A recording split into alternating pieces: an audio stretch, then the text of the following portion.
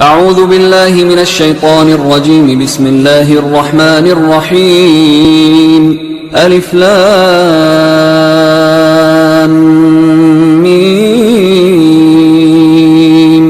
ذلك الكتاب لا ريب فيه هدى للمتقين الذين يؤمنون بالغيب ويقيمون الصلاة ومما رزقناهم ينفقون والذين يؤمنون بما أنزل إليك وما أنزل من قبلك وبالآخرة هم يوقنون أولئك على هدى من ربهم وأولئك هم المفلحون. إن الذين كفروا سواء عليهم أأنذرتهم أم لم تنذرهم لا يؤمنون. ختم الله على قلوبهم وعلى سمعهم وعلى أبصارهم غشاوة ولهم عذاب عظيم. ومن الناس من يقول آمنا بالله وباليوم الآخر وما هم بمؤمنين يخادعون الله والذين آمنوا وما يخدعون إلا أنفسهم وما يشعرون. في قلوبهم مرض فزادهم الله مرضا ولهم عذاب أليم بما كانوا يكذبون. وإذا قيل لهم لا تفسدوا في الأرض قالوا إنما نحن مصلحون ألا إنهم هم المفسدون ولكن لا يشعرون. وإذا قيل لهم آمنوا كما آمن الناس قالوا أنؤمن كما آمن السفهاء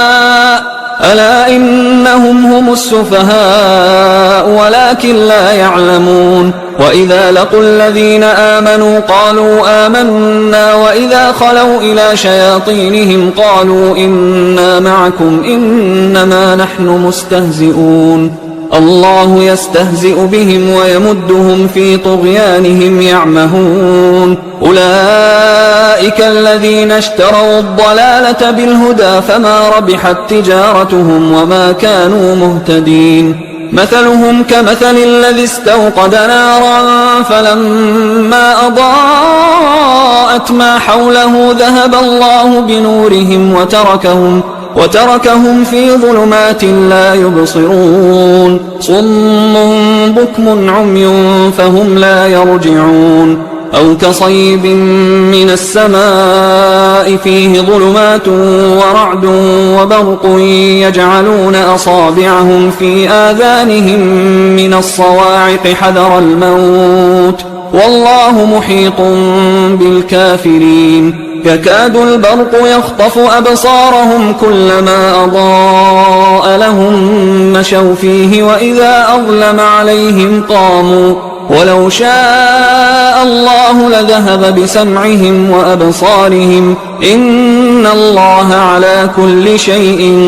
قدير. يا أيها الناس اعبدوا ربكم الذي خلقكم والذين من قبلكم لعلكم تتقون. الذي جعل لكم الأرض فراشا والسماء بناء وأنزل من السماء ماء فأخرج به من الثمرات رزقا لكم فلا تجعلوا لله أندادا وأنتم تعلمون. وإن كنتم في ريب مما نزلنا على عبدنا فأتوا بسورة من مثله وادعوا شهداءكم من دون الله إن كنتم صادقين. فإن لم تفعلوا ولن تفعلوا فاتقوا النار التي وقودها الناس والحجارة أعدت للكافرين. وبشر الذين آمنوا وعملوا الصالحات أن لهم جنات تجري من تحتها الأنهار كلما رزقوا منها من ثمرة رزقا قالوا هذا الذي رزقنا من قبل وأتوا به متشابها ولهم فيها أزواج مطهرة وهم فيها خالدون. إن الله لا يستحيي أن يضرب مثلا ما بعوضة فما فوقها فأما الذين آمنوا فيعلمون أنه الحق من ربهم، وأما الذين كفروا فيقولون ماذا أراد الله بهذا مثلا يضل به كثيرا ويهدي به كثيرا وما يضل به إلا الفاسقين الذين ينقضون عهد الله من بعد ميثاقه ويقطعون ما أمر الله به أن يوصل ويفسدون في الأرض أولئك هم الخاسرون. كيف تكفرون بالله وكنتم أمواتا فأحياكم ثم يميتكم ثم يحييكم ثم إليه ترجعون. هو الذي خلق لكم ما في الأرض جميعا ثم استوى إلى السماء فسواهن 7 سماوات وهو بكل شيء عليم. وإذ قال ربك للملائكة إني جاعل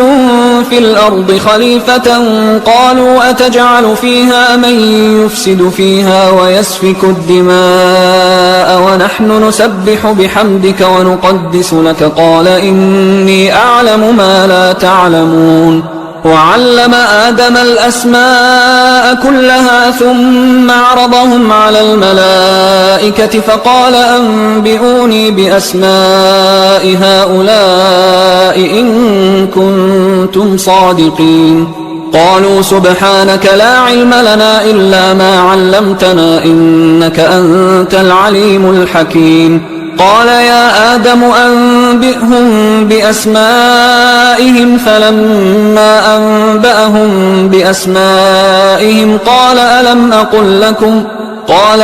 أقل لكم إني أعلم غيب السماوات والأرض وأعلم ما تبدون وما كنتم تكتمون. وإذ قلنا للملائكة اسجدوا لآدم فسجدوا إلا إبليس أبى واستكبر وكان من الكافرين. وقلنا يا آدم اسكن أنت وزوجك الجنة وكلا منها رغدا حيث شئتما ولا تقربا هذه الشجرة فتكونا من الظالمين. فأزلهما الشيطان عنها فأخرجهما مما كانا فيه وقلنا اهبطوا بعضكم لبعض عدو ولكم في الأرض مستقر ومتاع إلى حين. فتلقى آدم من ربه كلمات فتاب عليه إنه هو التواب الرحيم. قلنا اهبطوا منها جميعا فإما يأتينكم مني هدى فمن تبع هداي فلا خوف عليهم ولا هم يحزنون. والذين كفروا وكذبوا بآياتنا أولئك أصحاب النار هم فيها خالدون. يا بني إسرائيل اذكروا نعمتي التي أنعمت عليكم وأوفوا بعهدي أوف بعهدكم وإياي فارهبون. وآمنوا بما أنزلت مصدقا لما معكم ولا تكونوا أول كافر به ولا تشتروا بآياتي ثمنا قليلا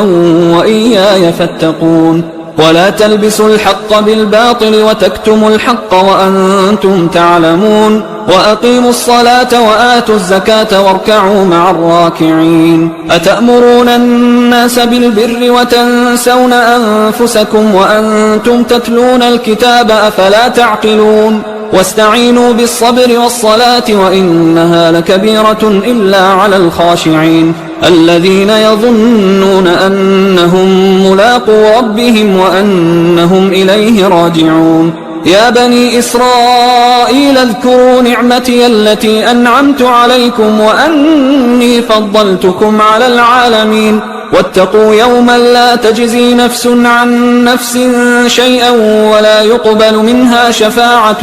ولا يؤخذ منها عدل ولا هم ينصرون. وإذ نجيناكم من آل فرعون يسومونكم سوء العذاب يذبحون أبناءكم ويستحيون نساءكم وفي ذلكم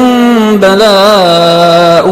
من ربكم عظيم. وإذ فرقنا بكم البحر فأنجيناكم وأغرقنا آل فرعون وأنتم تنظرون. وإذ واعدنا موسى 40 ليلة ثم اتخذتم العجل من بعده وأنتم ظالمون. ثم عفونا عنكم من بعد ذلك لعلكم تشكرون وإذ آتينا موسى الكتاب والفرقان لعلكم تهتدون وإذ قال موسى لقومه يا قوم إنكم ظلمتم أنفسكم باتخاذكم العجل فتوبوا إلى بارئكم فاقتلوا أنفسكم ذلكم خير لكم عند بارئكم فتاب عليكم إنه هو التواب الرحيم وإذ قلتم يا موسى لن نؤمن لك حتى نرى الله جهرة فأخذتكم الصاعقة وأنتم تنظرون ثم بعثناكم من بعد موتكم لعلكم تشكرون وظللنا عليكم الغمام وأنزلنا عليكم المن والسلوى كلوا من طيبات ما رزقناكم وما ظلمونا ولكن كانوا أنفسهم يظلمون وإذ قلنا ادخلوا هذه القرية فكلوا منها حيث شئتم رغدا وادخلوا الباب سجدا وقولوا حطة نغفر لكم خطاياكم وسنزيد المحسنين فبدل الذين ظلموا قولا غير الذي قيل لهم فأنزلنا على الذين ظلموا رجزا من السماء بما كانوا يفسقون وإذ استسقى موسى لقومه فقلنا اضرب بعصاك الحجر فانفجرت منه 12 عينا قد علم كل أناس مشربهم كلوا واشربوا من رزق الله ولا تعثوا في الأرض مفسدين وإذ قلتم يا موسى لن نصبر على طعام واحد فادع لنا ربك يخرج لنا مما تنبت الأرض من بقلها وقثائها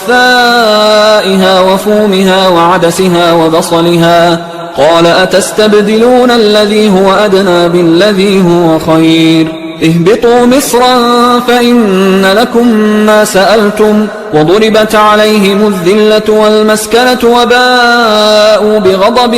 من الله ذلك بأنهم كانوا يكفرون بآيات الله ويقتلون النبيين بغير الحق ذلك بما عصوا وكانوا يعتدون إن الذين آمنوا والذين هادوا والنصارى والصابئين من آمن بالله واليوم الآخر وعمل صالحا فلهم أجرهم عند ربهم ولا خوف عليهم ولا هم يحزنون وإذ أخذنا ميثاقكم ورفعنا فوقكم الطور خذوا ما آتيناكم بقوة واذكروا ما فيه لعلكم تتقون ثم توليتم من بعد ذلك فلولا فضل الله عليكم ورحمته لكنتم من الخاسرين ولقد علمتم الذين اعتدوا منكم في السبت فقلنا لهم كونوا قردة خاسئين فجعلناها نكالا لما بين يديها وما خلفها وموعظة للمتقين وإذ قال موسى لقومه إن الله يأمركم أن تذبحوا بقرة قالوا أتتخذنا هزوا قال أعوذ بالله أن أكون من الجاهلين قالوا ادع لنا ربك يبين لنا ما هي قال إنه يقول إنها بقرة لا فارض ولا بكر عوان بين ذلك فافعلوا ما تؤمرون قالوا ادع لنا ربك يبين لنا ما لونها قال إنه يقول إنها بقرة صفراء فاقع لونها تسر الناظرين قالوا ادع لنا ربك يبين لنا ما هي إن البقرة شابه علينا وإنا إن شاء الله لمهتدون قال إنه يقول إنها بقرة لا ذلول تثير الأرض ولا تسقي الحرث مسلمة لا شية فيها قالوا الآن جئت بالحق فذبحوها وما كادوا يفعلون وإذ قتلتم نفسا فادارأتم فيها والله مخرج ما كنتم تكتمون فقلنا اضربوه ببعضها كذلك يحيي الله الموتى ويريكم آياته لعلكم تعقلون ثم قست قلوبكم من بعد ذلك فهي كالحجارة أو أشد قسوة وإن من الحجارة لما يتفجر منه الأنهار وإن منها لما يشقق فيخرج منه الماء وإن منها لما يهبط من خشية الله وما الله بغافل عما تعملون أفتطمعون أن يؤمنوا لكم وقد كان فريق منهم يسمعون كلام الله ثم يحرفونه من بعد ما عقلوه وهم يعلمون وإذا لقوا الذين آمنوا قالوا آمنا وإذا خلا بعضهم إلى بعض قالوا أتحدثونهم بما فتح الله عليكم ليحاجوكم به عند ربكم أفلا تعقلون أولا يعلمون أن الله يعلم ما يسرون وما يعلنون ومنهم أميون لا يعلمون الكتاب إلا أماني وإنهم إلا يظنون فويل للذين يكتبون الكتاب بأيديهم ثم يقولون هذا من عند الله ليشتروا به ثمنا قليلا فويل لهم مما كتبت أيديهم وويل لهم مما يكسبون وقالوا لن تمسنا النار إلا أياما معدودة قل أتخذتم عند الله عهدا فلن يخلف الله عهده أم تقولون على الله ما لا تعلمون بلى من كسب سيئة وأحاطت به خطيئته فأولئك أصحاب النار هم فيها خالدون والذين آمنوا وعملوا الصالحات أولئك أصحاب الجنة هم فيها خالدون وإذ أخذنا ميثاق بني إسرائيل لا تعبدون إلا الله وبالوالدين إحسانا وذي القربى واليتامى والمساكين وقولوا للناس حسنا وأقيموا الصلاة وآتوا الزكاة ثم توليتم إلا قليلا منكم وأنتم معرضون وإذ أخذنا ميثاقكم لا تسفكون دماءكم ولا تخرجون أنفسكم من دياركم ثم أقررتم وأنتم تشهدون ثم أنتم هؤلاء تقتلون أنفسكم وتخرجون فريقا منكم من ديارهم تظاهرون عليهم بالإثم والعدوان وإن يأتوكم أسارى تفادوهم وهو محرم عليكم إخراجهم أفتؤمنون ببعض الكتاب وتكفرون ببعض فما جزاء من يفعل ذلك منكم إلا خزي في الحياة الدنيا ويوم القيامة يردون إلى أشد العذاب وما الله بغافل عما تعملون أولئك الذين اشتروا الحياة الدنيا بالآخرة فلا يخفف عنهم العذاب ولا هم ينصرون ولقد آتينا موسى الكتاب وقفينا من بعده بالرسل وآتينا عيسى ابن مريم البينات وأيدناه بروح القدس أفكلما جاءكم رسول بما لا تهوى أنفسكم استكبرتم ففريقا كذبتم وفريقا تقتلون وقالوا قلوبنا غلف بل لعنهم الله بكفرهم فقليلا ما يؤمنون ولما جاءهم كتاب من عند الله مصدق لما معهم وكانوا من قبل يستفتحون على الذين كفروا فلما جاءهم ما عرفوا كفروا به فلعنة الله على الكافرين بئس ما اشتروا به أنفسهم أن يكفروا بما أنزل الله بغيا أن ينزل الله من فضله على من يشاء من عباده فباءوا بغضب على غضب وللكافرين عذاب مهين وإذا قيل لهم آمنوا بما أنزل الله قالوا نؤمن بما أنزل علينا ويكفرون بما وراءه وهو الحق مصدقا لما معهم قل فلم تقتلون أنبياء الله من قبل إن كنتم مؤمنين ولقد جاءكم موسى بالبينات ثم اتخذتم العجل من بعده وأنتم ظالمون وإذ أخذنا ميثاقكم ورفعنا فوقكم الطور خذوا ما آتيناكم بقوة واسمعوا قالوا سمعنا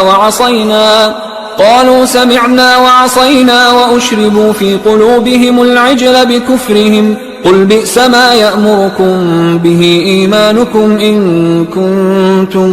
مؤمنين قل إن كانت لكم الدار الآخرة عند الله خالصة من دون الناس فتمنوا الموت إن كنتم صادقين ولن يتمنوه أبدا بما قدمت أيديهم والله عليم بالظالمين ولتجدنهم أحرص الناس على حياة ومن الذين أشركوا يود أحدهم لو يعمر 1000 سنة وما هو بمزحزحه من العذاب أن يعمر والله بصير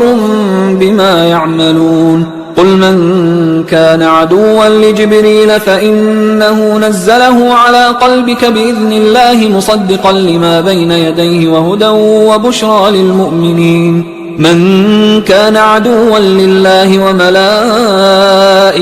ورسله وجبريل وميكال فإن الله عدو للكافرين ولقد أنزلنا إليك آيات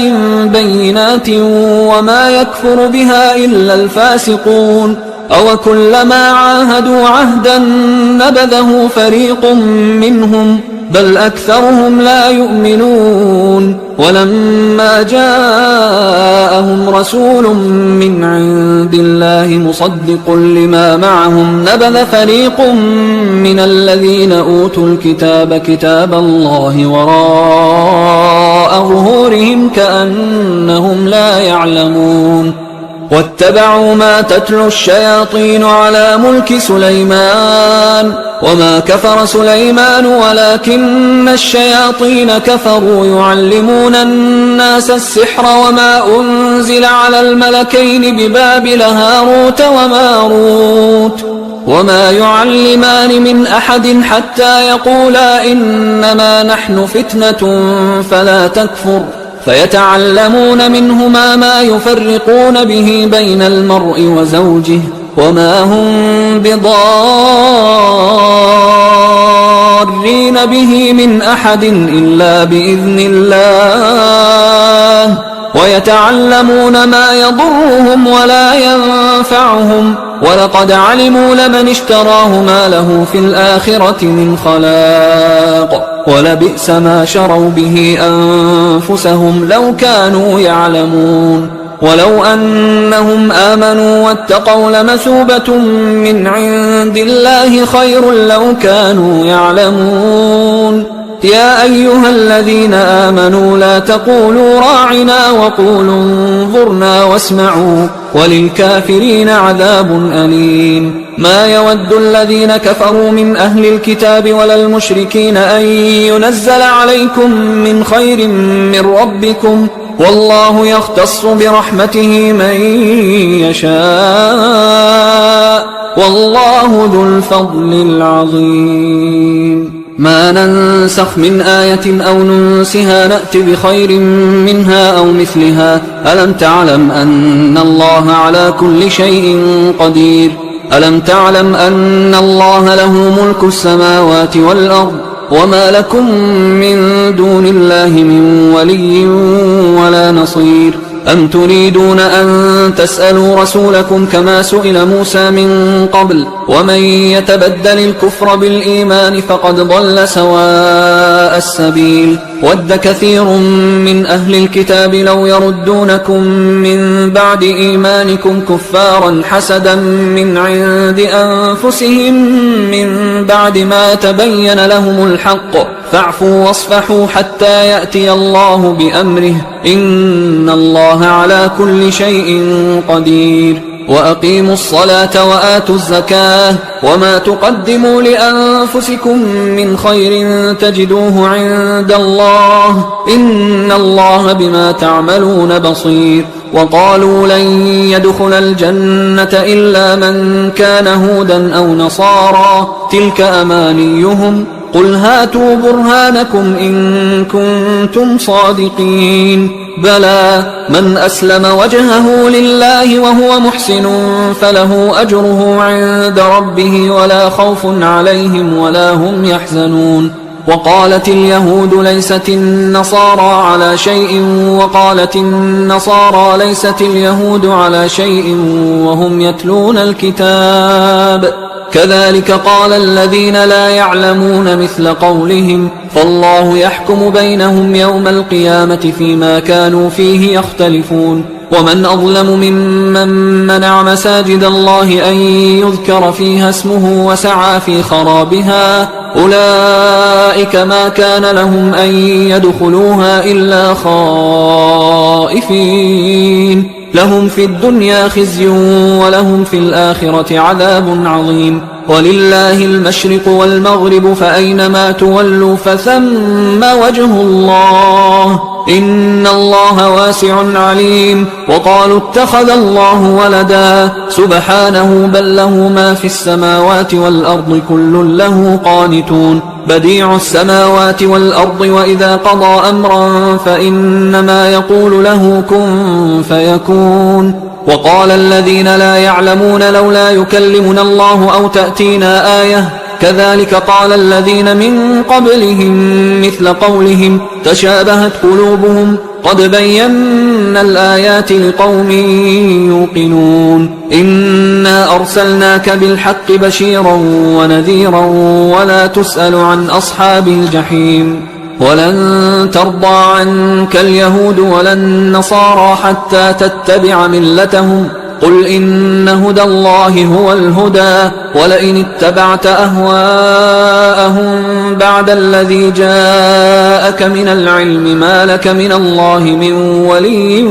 ولا نصير الذين آتيناهم الكتاب يتلونه حق تلاوته أولئك يؤمنون به ومن يكفر به فأولئك هم الخاسرون يا بني إسرائيل اذكروا نعمتي التي أنعمت عليكم وأني فضلتكم على العالمين واتقوا يوما لا تجزي نفس عن نفس شيئا ولا يقبل منها عدل ولا تنفعها شفاعة ولا هم ينصرون وإذ ابتلى إبراهيم ربه بكلمات فأتمهن قال إني جاعلك للناس إماما قال ومن ذريتي قال لا ينال عهد الظالمين وإذ جعلنا البيت مثابة للناس وأمنا واتخذوا من مقام إبراهيم مصلى وعهدنا إلى إبراهيم وإسماعيل أن طهرا بيتي للطائفين والعاكفين والركع السجود وإذ قال إبراهيم رب اجعل هذا بلدا آمنا وارزق أهله من الثمرات من آمن منهم بالله واليوم الآخر قال ومن كفر فأمتعه قليلا ثم أضطره إلى عذاب النار وبئس المصير وإذ يرفع إبراهيم القواعد من البيت وإسماعيل ربنا تقبل منا إنك أنت السميع العليم ربنا وجعلنا مسلمين لك ومن ذريتنا أمة مسلمة لك وأرنا مناسكنا وتب علينا إنك أنت التواب الرحيم ربنا وابعث فيهم رسولا منهم يتلو عليهم آياتك ويعلمهم الكتاب والحكمة ويزكيهم إنك أنت العزيز الحكيم ومن يرغب عن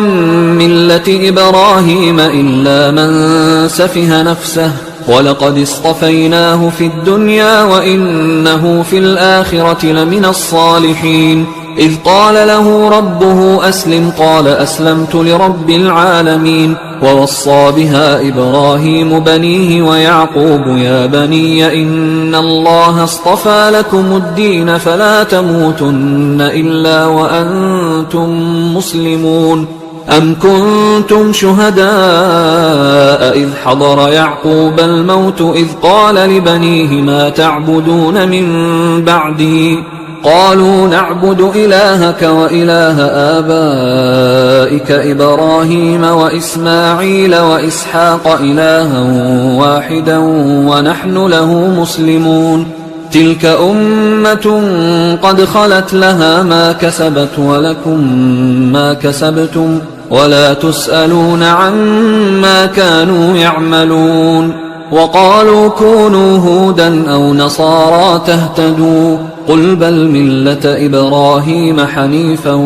وما كان من المشركين قولوا آمنا بالله وما أنزل إلينا وما أنزل إلى إبراهيم وإسماعيل وإسحاق ويعقوب والأسباط وما أوتي موسى وعيسى وما أوتي النبيون من ربهم لا نفرق بين أحد منهم ونحن له مسلمون فإن آمنوا بمثل ما آمنتم به فقد اهتدوا وإن تولوا فإنما هم في شقاق فسيكفيكهم الله وهو السميع العليم صبغة الله ومن أحسن من الله صبغة ونحن له عابدون قل أتحاجوننا في الله وهو ربنا وربكم ولنا أعمالنا ولكم أعمالكم ونحن له مخلصون أم تقولون إن إبراهيم وإسماعيل وإسحاق ويعقوب والأسباط كانوا هودا أو نصارى قل أأنتم أعلم أم الله ومن أظلم ممن كتم شهادة عنده من الله وما الله بغافل عما تعملون تلك أمة قد خلت لها ما كسبت ولكم ما كسبتم ولا تسألون عما كانوا يعملون سيقول السفهاء من الناس ما ولاهم عن قبلتهم التي كانوا عليها قل لله المشرق والمغرب يهدي من يشاء إلى صراط مستقيم وكذلك جعلناكم أمة وسطا لتكونوا شهداء على الناس ويكون الرسول عليكم شهيدا وما جعلنا القبلة التي كنت عليها إلا لنعلم من يتبع الرسول ممن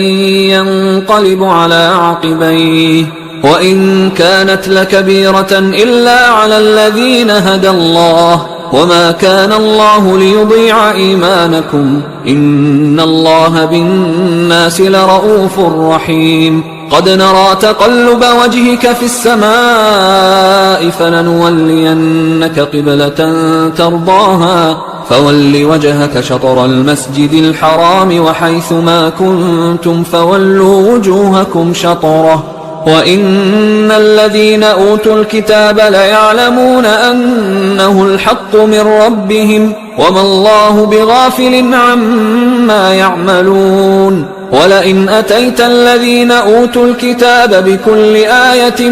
ما تبعوا قبلتك وما أنت بتابع قبلتهم وما بعضهم بتابع قبلة بعض ولئن اتبعت أهواءهم من بعد ما جاءك من العلم إنك إذا لمن الظالمين الذين آتيناهم الكتاب يعرفونه كما يعرفون أبناءهم وإن فريقا منهم ليكتمون الحق وهم يعلمون الحق من ربك فلا تكونن من الممترين ولكل وجهة هو موليها فاستبقوا الخيرات أينما تكونوا يأت بكم الله جميعا إن الله على كل شيء قدير ومن حيث خرجت فول وجهك شطر المسجد الحرام وإنه للحق من ربك وما الله بغافل عما تعملون ومن حيث خرجت فول وجهك شطر المسجد الحرام وحيث ما كنتم فولوا وجوهكم شطره لئلا يكون للناس عليكم حجة إلا الذين ظلموا منهم فلا تخشوهم واخشوني ولأتم نعمتي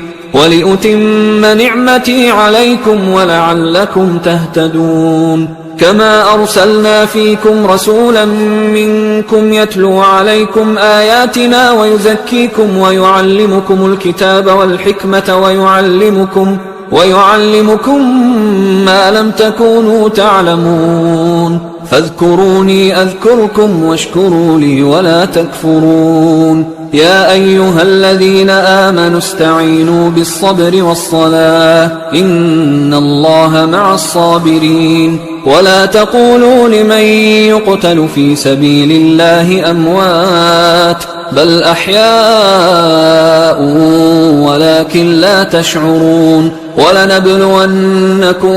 بشيء من الخوف والجوع ونقص من الأموال والأنفس والثمرات وبشر الصابرين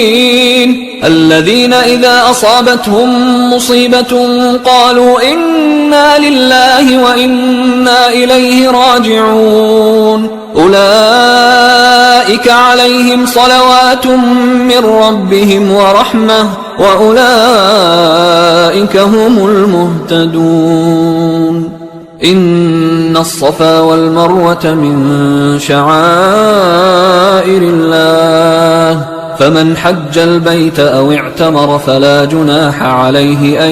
يطوف بهما ومن تطوع خيرا فإن الله شاكر عليم إن الذين يكتمون ما أنزلنا من البينات والهدى من بعد ما بيناه للناس في الكتاب أولئك يلعنهم الله ويلعنهم اللاعنون إلا الذين تابوا وأصلحوا وبينوا فأولئك أتوب عليهم وأنا التواب الرحيم إن الذين كفروا وماتوا وهم كفار أولئك عليهم لعنة الله والملائكة والناس أجمعين خالدين فيها لا يخفف عنهم العذاب ولا هم ينظرون وإلهكم إله واحد لا إله إلا هو الرحمن الرحيم إن في خلق السماوات والأرض واختلاف الليل والنهار والفلك التي تجري في البحر بما ينفع الناس وما أنزل الله من السماء من ماء فأحيا به الأرض بعد موتها وبث فيها من كل دابة وتصريف الرياح والسحاب المسخر بين السماء والأرض لآيات لقوم يعقلون ومن الناس من يتخذ من دون الله أندادا يحبونهم كحب الله والذين آمنوا أشد حبا لله ولو يرى الذين ظلموا إذ يرون العذاب أن القوة لله جميعا وأن الله شديد العذاب إذ تبرأ الذين اتبعوا من الذين اتبعوا ورأوا العذاب وتقطعت بهم الأسباب وقال الذين اتبعوا لو أن لنا كرة فنتبرأ منهم كما تبرأوا منا كذلك يريهم الله أعمالهم حسرات عليهم وما هم بخارجين من النار يا أيها الناس كلوا مما في الأرض حلالا طيبا ولا تتبعوا خطوات الشيطان إنه لكم عدو مبين إنما يأمركم بالسوء والفحشاء وأن تقولوا على الله ما لا تعلمون وإذا قيل لهم اتبعوا ما أنزل الله قالوا بل نتبع ما ألفينا عليه آباءنا أولو كان آباؤهم لا يعقلون شيئا ولا يهتدون ومثل الذين كفروا كمثل الذي ينعق بما لا يسمع إلا دعاء ونداء صم بكم عمي فهم لا يعقلون يا أيها الذين آمنوا كلوا من طيبات ما رزقناكم واشكروا لله إن كنتم إياه تعبدون إنما حرم عليكم الميتة والدم ولحم الخنزير وما أهل به لغير الله فمن اضطر غير باغ ولا عاد فلا إثم عليه إن الله غفور رحيم إن الذين يكتمون ما أنزل الله من الكتاب ويشترون به ثمنا قليلا أولئك ما يأكلون في بطونهم إلا النار ولا يكلمهم الله يوم القيامة ولا يزكيهم ولهم عذاب أليم أولئك الذين اشتروا الضلالة بالهدى والعذاب بالمغفرة فما أصبرهم على النار ذلك بأن الله نزل الكتاب بالحق وإن الذين اختلفوا في الكتاب لفي شقاق بعيد ليس البر أن تولوا وجوهكم قبل المشرق والمغرب ولكن البر من آمن بالله واليوم الآخر والملائكة والكتاب والنبيين وآتى المال على حبه ذوي القربى واليتامى والمساكين وابن السبيل والسائلين وفي الرقاب وأقام الصلاة وآتى الزكاة والموفون بعهدهم إذا عاهدوا والصابرين في البأساء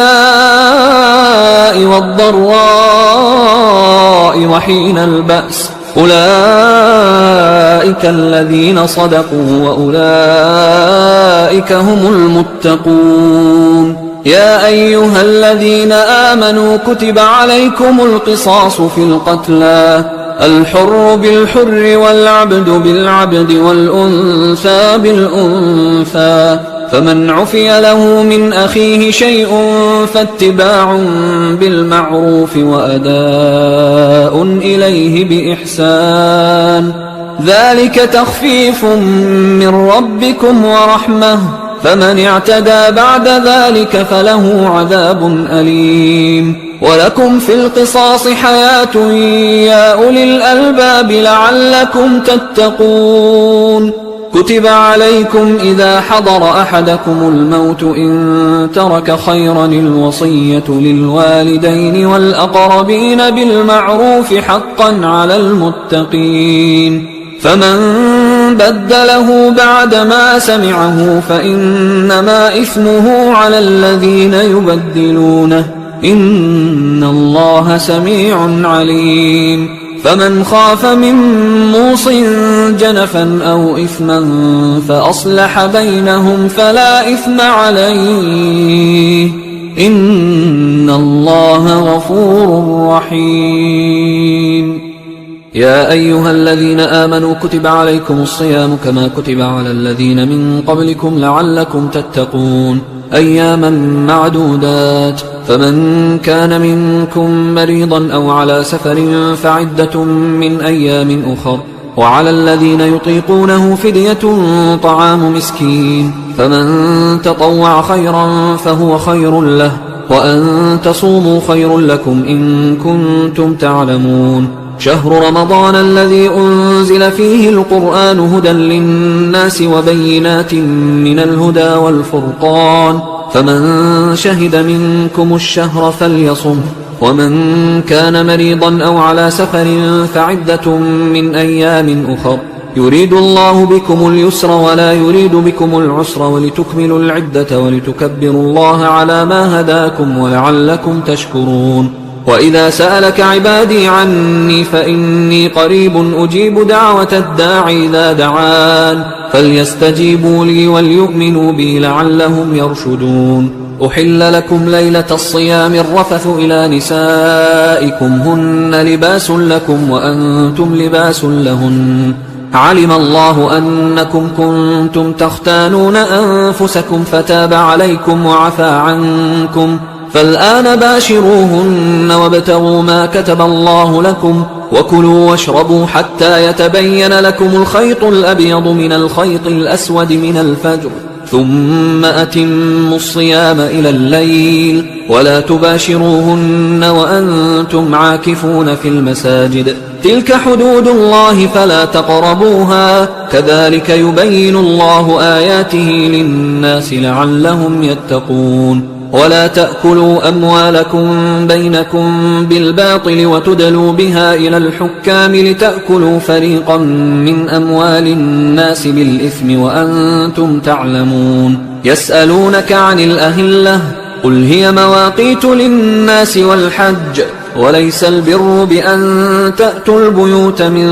ظهورها ولكن البر من اتقى، وأتوا البيوت من أبوابها واتقوا الله لعلكم تفلحون. وقاتلوا في سبيل الله الذين يقاتلونكم ولا تعتدوا إن الله لا يحب المعتدين. وقتلوهم حيث ثقفتموهم وأخرجوهم من حيث أخرجوكم والفتنة أشد من القتل، ولا تقاتلوهم عند المسجد الحرام حتى يقاتلوكم فيه، فإن قاتلوكم فاقتلوهم، كذلك جزاء الكافرين، فإن انتهوا فإن الله غفور رحيم. وقاتلوهم حتى لا تكون فتنة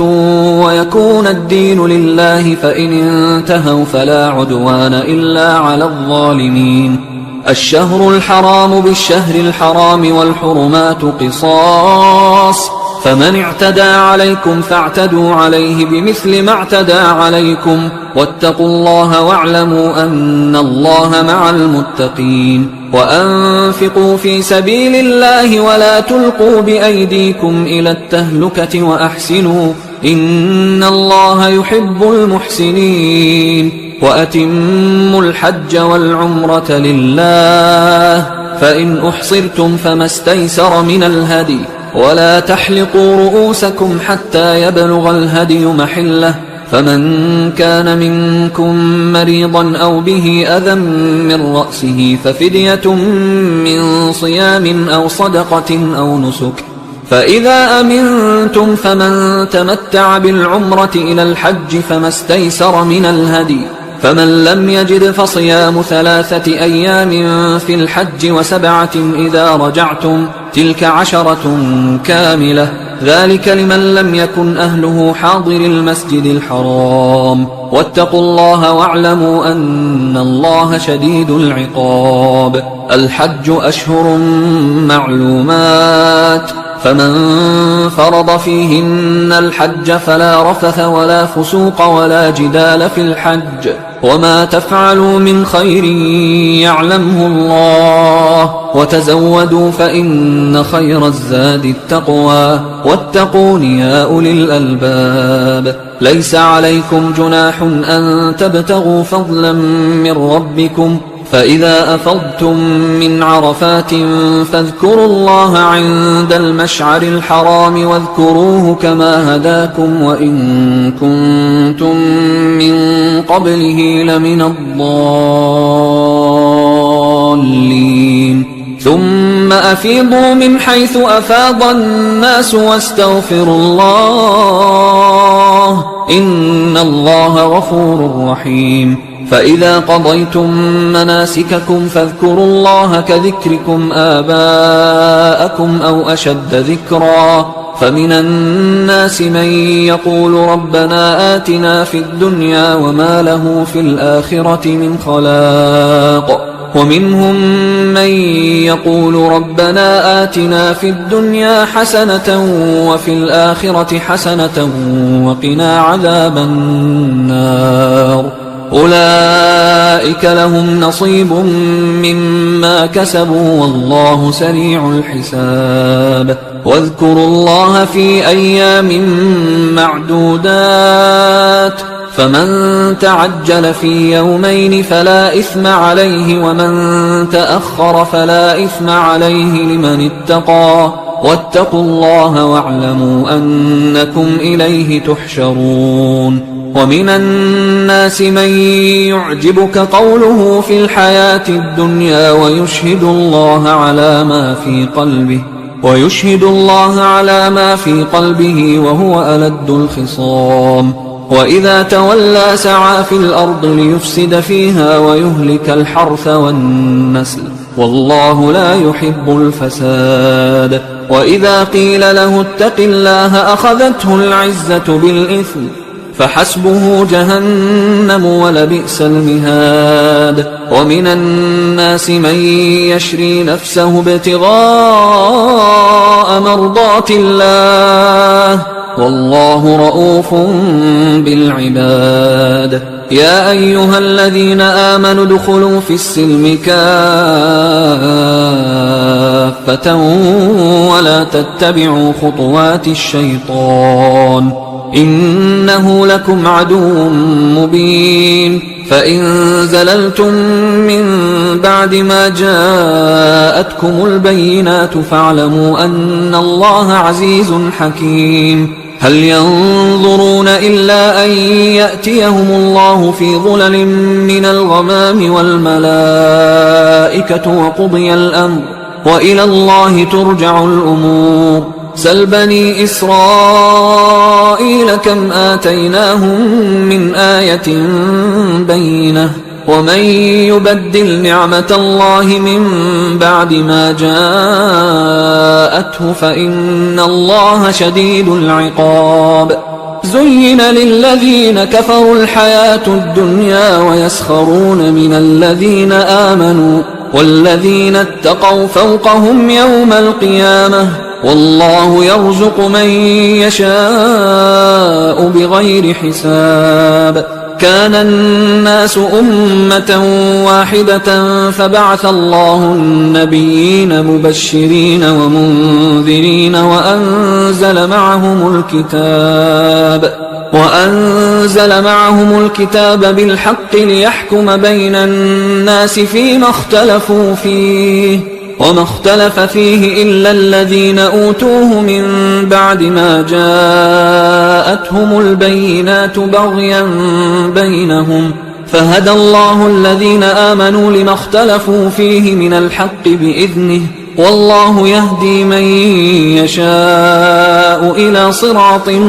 مستقيم أم حسبتم أن تدخلوا الجنة ولما يأتكم مثل الذين خلوا من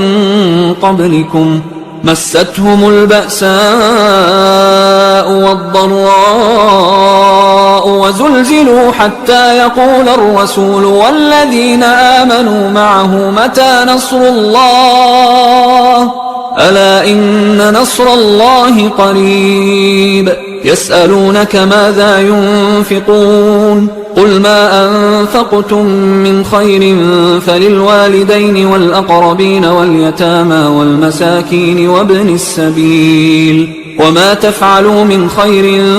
فإن الله به عليم كتب عليكم القتال وهو كره لكم وعسى أن تكرهوا شيئا وهو خير لكم، وعسى أن تحبوا شيئا وهو شر لكم، والله يعلم وأنتم لا تعلمون. يسألونك عن الشهر الحرام قتال فيه، قل قتال فيه كبير، وصد عن سبيل الله وكفر به والمسجد الحرام وإخراج أهله منه أكبر عند الله، والفتنة أكبر من القتل، ولا يزالون يقاتلونكم حتى يردوكم عن دينكم إن استطاعوا، ومن يرتدد منكم عن دينه فيمت وهو كافر فأولئك حبطت أعمالهم في الدنيا والآخرة، وأولئك أصحاب النار هم فيها خالدون. إن الذين آمنوا والذين هاجروا وجاهدوا في سبيل الله أولئك يرجون رحمة الله، والله غفور رحيم. يسألونك عن الخمر والميسر قل فيهما إثم كبير ومنافع للناس وإثمهما أكبر من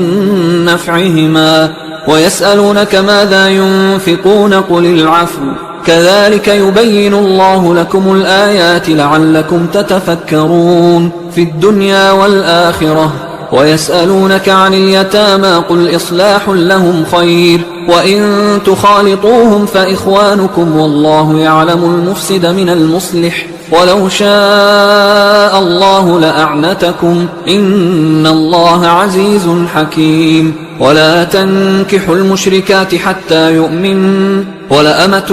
مؤمنة خير من مشركة ولو أعجبتكم، ولا تنكحوا المشركين حتى يؤمنوا، ولعبد مؤمن خير من مشرك ولو أعجبكم، أولئك يدعون إلى النار والله يدعو إلى الجنة والمغفرة بإذنه، ويبين آياته للناس لعلهم يتذكرون. ويسألونك عن المحيض قل هو أذى فاعتزلوا النساء في المحيض ولا تقربوهن حتى يطهرن، فإذا تطهرن فأتوهن من حيث أمركم الله، إن الله يحب التوابين ويحب المتطهرين. نساؤكم حرث لكم فأتوا حرثكم أنى شئتم، وقدموا لأنفسكم واتقوا الله واعلموا أنكم ملاقوه، وبشر المؤمنين. ولا تجعلوا الله عرضة لأيمانكم أن تبروا وتتقوا وتصلحوا بين الناس، والله سميع عليم. لا يؤاخذكم الله باللغو في أيمانكم ولكن يؤاخذكم بما كسبت قلوبكم، والله غفور حليم. للذين يؤلون من نسائهم تربص 4 أشهر، فإن فاءوا فإن الله غفور رحيم، وإن عزموا الطلاق فإن الله سميع عليم. والمطلقات يتربصن بأنفسهن 3 قروء، ولا يحل لهن أن يكتمن ما خلق الله في أرحامهن إن كن يؤمن بالله واليوم الآخر، وبعولتهن أحق بردهن في ذلك إن أرادوا إصلاحا، ولهن مثل الذي عليهن بالمعروف وللرجال عليهن درجة، والله عزيز حكيم. الطلاق 2، فإمساك بمعروف أو تسريح بإحسان، ولا يحل لكم أن تأخذوا مما آتيتموهن شيئا إلا أن يخافا ألا يقيما حدود الله، فإن خفتم ألا يقيما حدود الله فلا جناح عليهما فيما افتدت به، تلك حدود الله فلا تعتدوها، ومن يتعد حدود الله فأولئك هم الظالمون. فإن طلقها فلا تحل له من بعد حتى تنكح زوجا غيره، فإن طلقها فلا جناح عليهما أن يتراجعا إن ظنا أن يقيما حدود الله، وتلك حدود الله يبينها لقوم يعلمون. وإذا طلقتم النساء فبلغن أجلهن فأمسكوهن بمعروف أو سرحوهن بمعروف، ولا تمسكوهن ضرارا لتعتدوا، ومن يفعل ذلك فقد ظلم نفسه. ولا تتخذوا آيات الله هزوا، واذكروا نعمة الله عليكم وما أنزل عليكم من الكتاب والحكمة يعظكم به، واتقوا الله واعلموا أن الله بكل شيء عليم. وإذا طلقتم النساء فبلغن أجلهن فلا تعضلوهن أن ينكحن أزواجهن إذا تراضوا بينهم بالمعروف، ذلك يوعظ به من كان منكم يؤمن بالله واليوم الآخر، ذلكم أزكى لكم وأطهر، والله يعلم وأنتم لا تعلمون.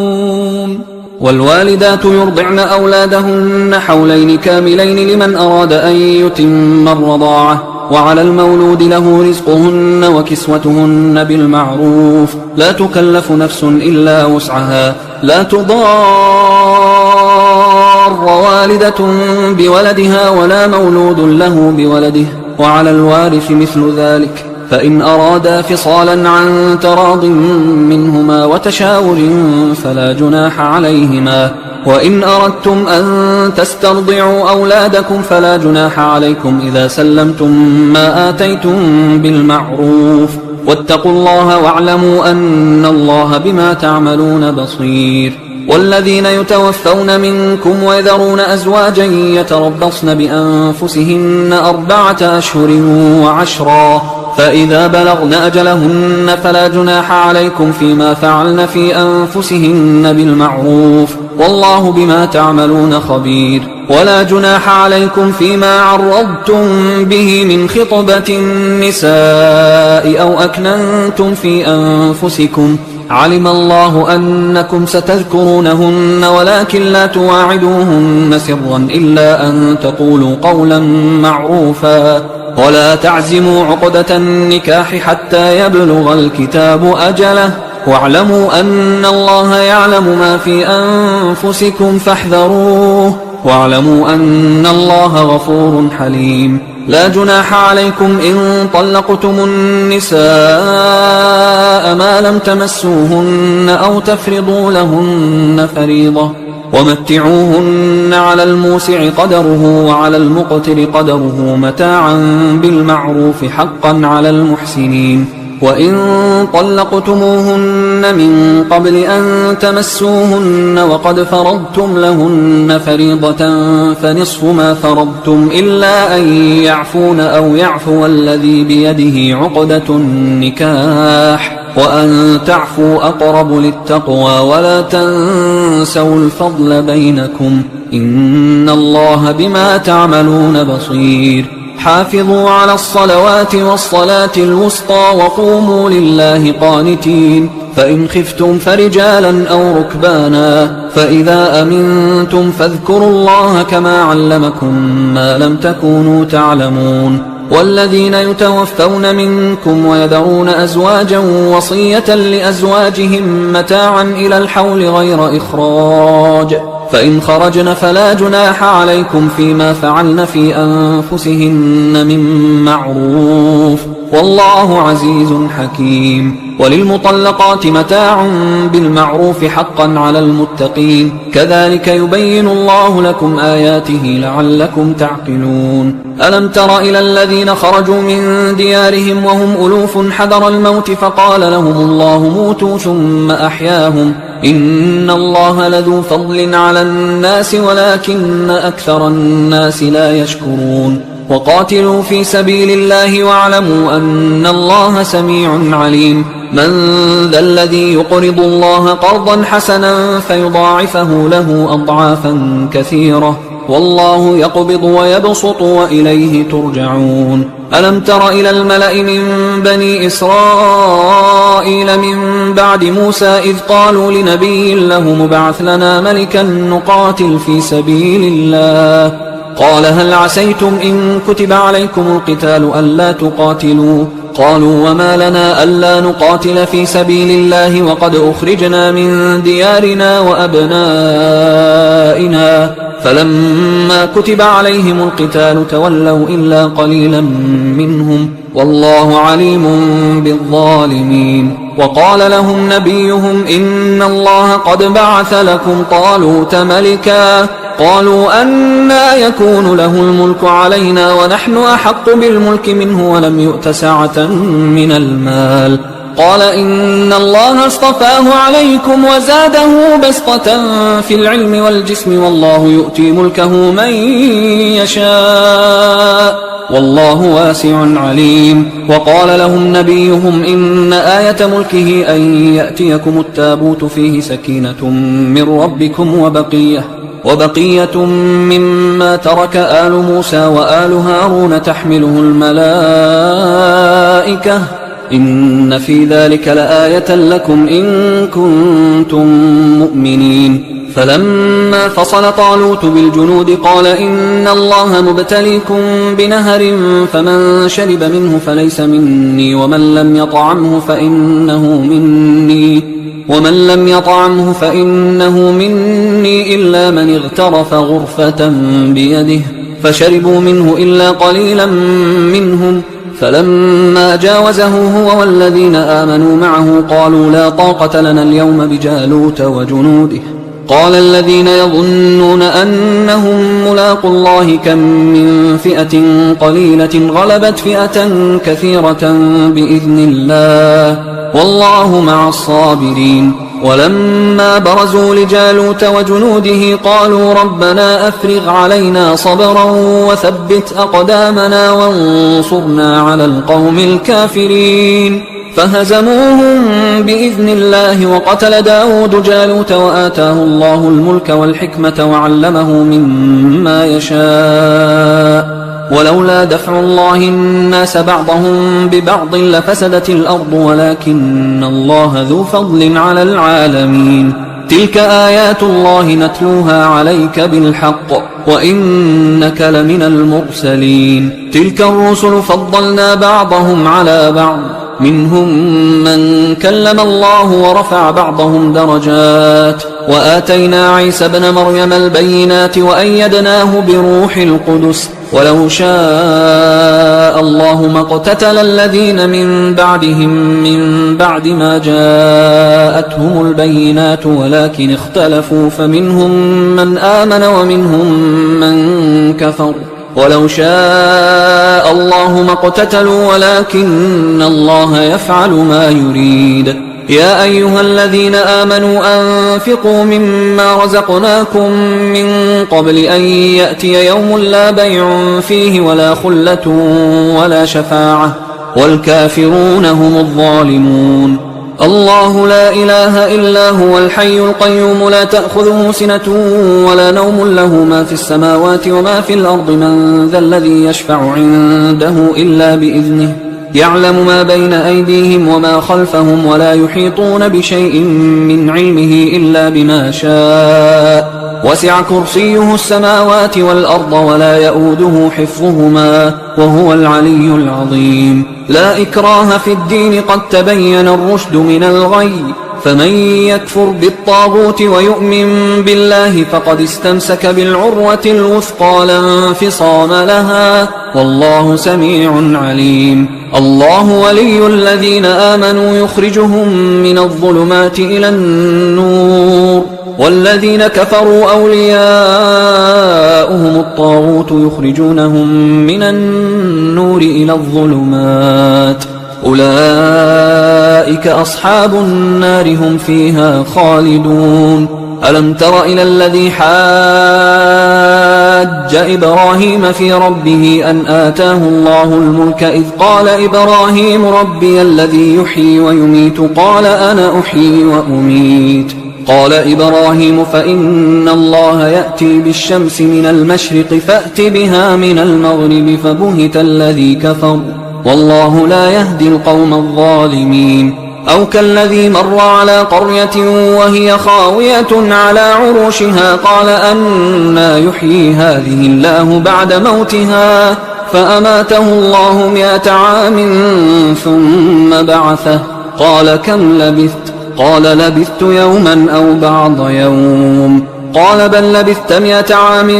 فانظر إلى طعامك وشرابك لم يتسنه وانظر إلى حمارك ولنجعلك آية للناس وانظر إلى العظام كيف ننشزها ثم نكسوها لحما فلما تبين له قال أعلم أن الله على كل شيء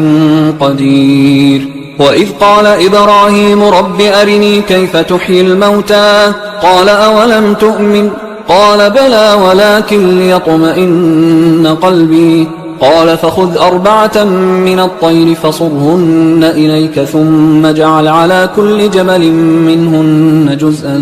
ثم ادعهن يأتينك سعيا واعلم أن الله عزيز حكيم مثل الذين ينفقون أموالهم في سبيل الله كمثل حبة أنبتت 7 سنابل في كل سنبلة 100 حبة والله يضاعف لمن يشاء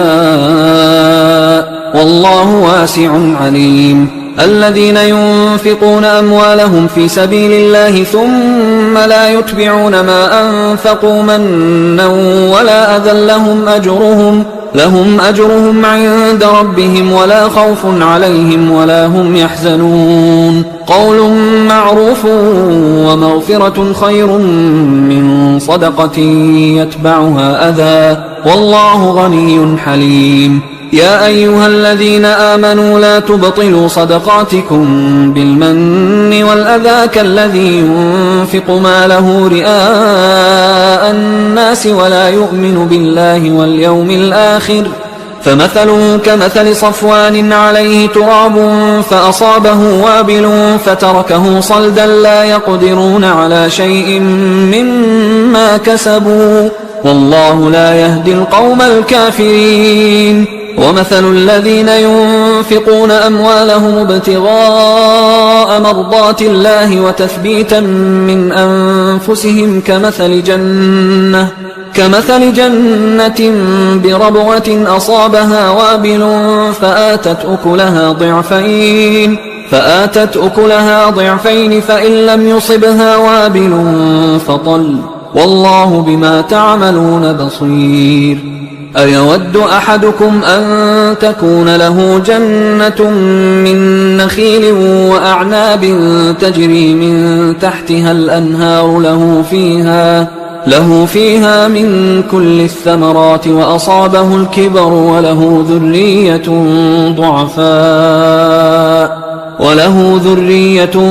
ضعفاء فأصابها إعصار فيه نار فاحترقت كذلك يبين الله لكم الآيات لعلكم تتفكرون يا أيها الذين آمنوا أنفقوا من طيبات ما كسبتم ومما أخرجنا لكم من الأرض ولا تيمموا الخبيث منه تنفقون ولستم بآخذيه إلا أن تغمضوا فيه واعلموا أن الله غني حميد الشيطان يعدكم الفقر ويأمركم بالفحشاء والله يعدكم مغفرة منه وفضلا والله واسع عليم يؤتي الحكمة من يشاء ومن يؤت الحكمة فقد أوتي خيرا كثيرا وما يذكر إلا أولو الألباب وما أنفقتم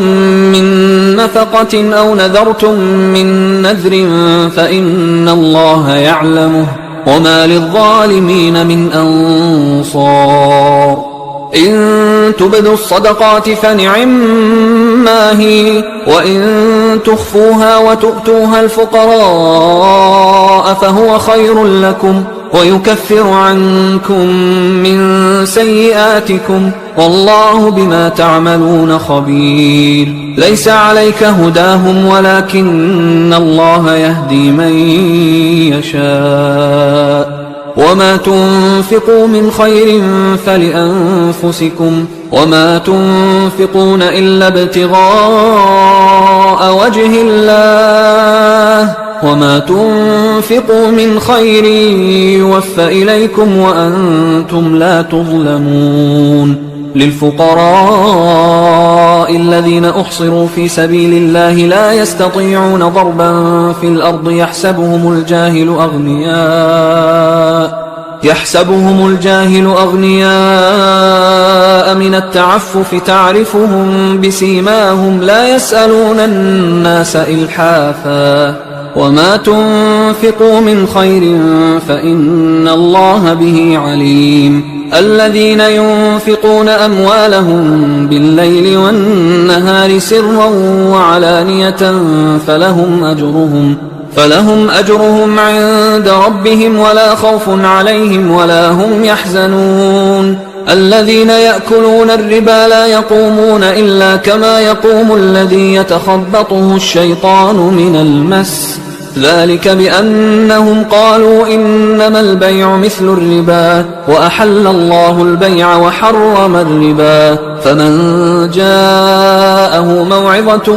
من ربه فانتهى فله ما سلف وأمره إلى الله ومن عاد فأولئك أصحاب النار هم فيها خالدون. يمحق الله الربا ويربي الصدقات والله لا يحب كل كفار أثيم. إن الذين آمنوا وعملوا الصالحات وأقاموا الصلاة وآتوا الزكاة لهم أجرهم عند ربهم ولا خوف عليهم ولا هم يحزنون. يا أيها الذين آمنوا اتقوا الله وذروا ما بقي من الربا إن كنتم مؤمنين، فإن لم تفعلوا فأذنوا بحرب من الله ورسوله، وإن تبتم فلكم رؤوس أموالكم لا تظلمون ولا تظلمون. وإن كان ذو عسرة فنظرة إلى ميسرة وأن تصدقوا خير لكم إن كنتم تعلمون. واتقوا يوما ترجعون فيه إلى الله ثم توفى كل نفس ما كسبت وهم لا يظلمون. يا أيها الذين آمنوا إذا تداينتم بدين إلى أجل مسمى